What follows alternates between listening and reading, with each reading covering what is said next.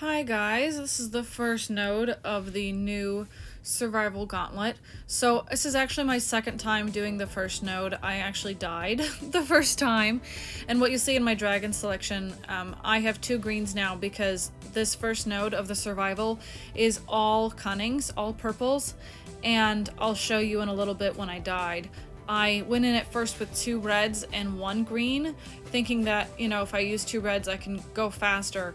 But the final boss in wave 6 is really tough, and just pretty much decimated my champion Whipslash.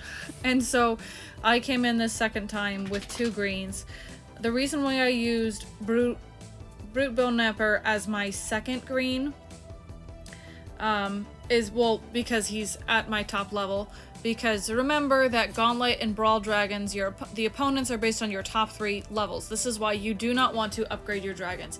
Unfortunately, I learned this rule too late, and my dragons were already based at 16 by the time I learned this rule. So I can't really utilize that. But anyway, so keep your dragons all at the same grade, no higher than 10 or 11, because that's where the champion dragons come in at.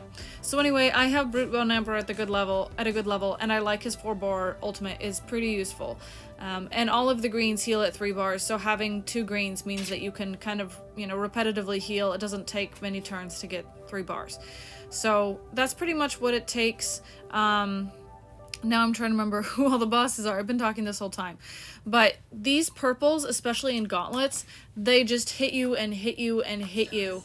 They just hit you and hit you with the half health move, and that really sucks. So you just really kind of gotta constantly heal. It is nice to have one decent Furious Dragon of some kind so that you can make it through with some speed, because it is a little slow with the greens. If they're still just destroying your Furious Boy, then definitely you want to make sure you have 3 greens and choose something like Snafflefang or Timberjack, which is, a better attacker than some of the other greens. Alright, so here is where we have the wave where I lost. So this doesn't take very long. Alright, so we've got Exotic Whispering Death, who I always target first. But see, my champion Whipslash, his health is already down from 1 attack. I put up Hot Purple Shield, which I use if I'm not using Cloud Jumper. Alright, and then they all went after him. So I had my shield and I had full health, and they all went after him. I didn't even have a chance to use a Sage Fruit. So that's what happened here. I tried to tough it out the rest of the round. I'll speed it up. I tried to tough it out the rest of the round, and I lost Luther, and there was no way I was going to finish with just Hot Purple. So you win some, you lose some, and each round is different. The same round is not going to play the same each time you play it. So that time just couldn't be helped.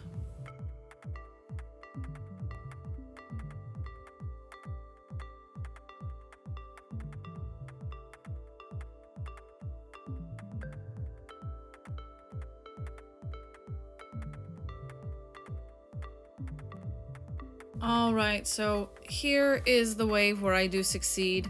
I did have Champion Whipslash buffed, so I was able to get everyone knocked down, which is a really good way to start wave 6. And at this point, when it's the final wave, I kind of treat it like a gauntlet, and I'm not as worried about healing, especially because Hot Purple is not amazing as an attacker anyway, and my rest of the guys had health, so I didn't waste time healing Hot Purple.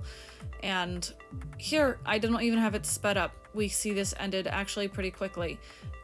So that's definitely why you want to start a round with Champion Whipslash. Okay, for the next node, I changed colors back to Cloud Jumper, because I knew that the next round was going to be blues and greens, so having a blue healer wasn't going to go against me like having a blue healer would when I was going against purples in the first wave. So now I'm back with my regular team that I love so much, which is Cloud Jumper, Sluther, and Champion Whipslash. Alright, so in this node, we have, gosh, I can't see it in my editor. We have a basic Gronkle, and we have Cloud Jumper. Cloud Jumper is a blue, and so blues are going to go fastest, so I always target Cloud Jumper first to get rid of Cloud Jumper, and you see I got through those first 2 waves pretty quickly. Started off with a champion whip slash blast. Let's watch that again a bit slower. So I started off with the champion whip slash being buffed, and he does his 4-bar move. Already I can go into the next round, he's still buffed.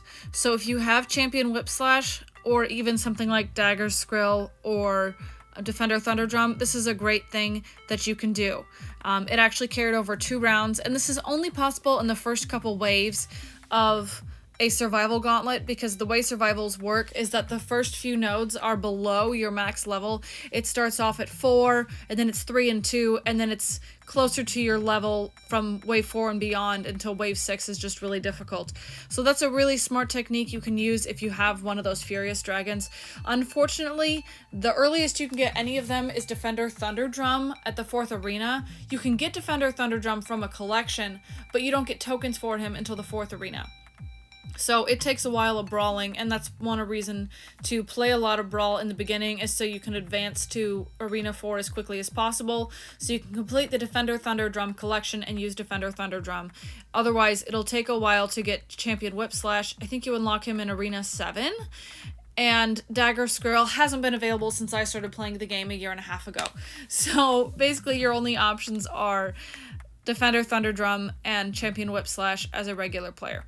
Alright, and just briefly on these last 2 rounds, because I was talking through all of that. The last 2 rounds have 2 greens and a blue, so still get rid of Cloud Jumper, the blue first, and then go after the greens, the weaker one before the next one.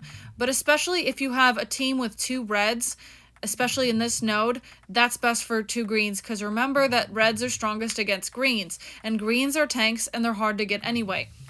So you definitely want to go into this node with some reds.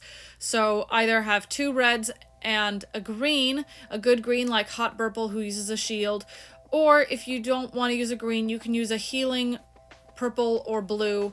Stormcutter heals, and Cloud Jumper heals, and Rain Cutter also heals. So there we go, that was the second node. Our prize for this portion, you got 400 leaves, go ahead and get that. And then you want to get the elite pack, which has a bunch of tokens. That went by really fast. All right, this last node, I knew that there were some purples coming up, and I was thinking of changing to a green, but I went ahead and tried with Cloud Jumper, and I'll spoiler alert, I do succeed. And so this one has Exotic Whispering Death again. I hate Exotic Whispering Death. He's just a terrible opponent because he just destroys everyone. So I always go after Exotic Whispering Death first. Always, always, always. No matter what level it is, I go after it first. So that's what we have here. There we go. Again, I'm going to go after Exotic Whispering Death, and I like to use the nerf thing, the half power, against Exotic Whispering Death. Even if my Cloud Jumper is weakest against Exotic Whispering Death, his attack is just so massive, and he gets his ultimate at 3 bars. So I just consistently use the half power on him as a kind of protective move to keep him from getting my guys too much. Alright, and I also repeatedly put the shield up when I need it. It doesn't always show up immediately in the next round, but it is there. And because I came into this round strong, I was able to get rid of Exotic Whispering Death pretty quickly on this 3rd wave.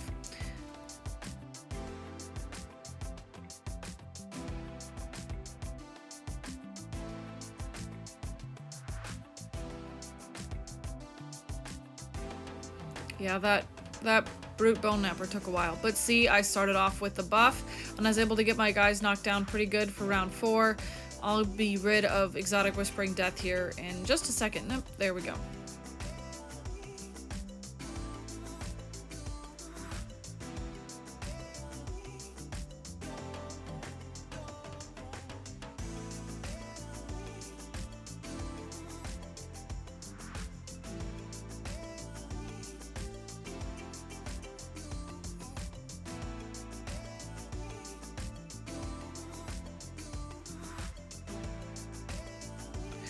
Okay, I do use a Sage Fruit here, because I have enough, and I just didn't want to have to start this node over again, and that's kind of the reason why. Alright, so I haven't explained this yet, but I just used Sleuther's 5-bar move. So that means that my other 2 dragons start with their 5 bars. So Cloud Jumper used his shield, and then I can use... I saved the 5 bars from whip slash. Okay, so I was trying to think of what to do. I used the 5-bar ultimate again. And the reason I did this is now Cloud Jumper can use his shield again to heal Sleuther. And what did I do here? And I go in ahead and use the 4-bar ultimate for Champion Whip Slash. So that is a really good technique you can use with Sleuther, is to use his 5-bar boost, and then you can save it on one dragon to repeat Sleuther's 5-bar boost. It's a pretty smart move. Alright, so I am already buffed, so now Champion Whip Slash gets to go first and I knock them down. This 6th wave is just really hard. I can't do survivals on my beginner account, so I am changing my tutorial account to try to target some more Brawl dragons and advance Brawl a little more quickly. Alright, so here I'm not healing Cloud Jumper because I treat this like a regular Brawl and I'm not as worried about losing a dragon because there's no more waves. So I didn't save Cloud Jumper, but see, I'm already done. So there you have it. This is the new survival gauntlet. I've included a few more tips. As soon as the survival is available for my baby account, I'm gonna try to walk through it. I'm trying to get Timberjack right now to help with that. So there you guys go. The prize is a Death Gripper. Hope this video was helpful. Thanks guys for watching.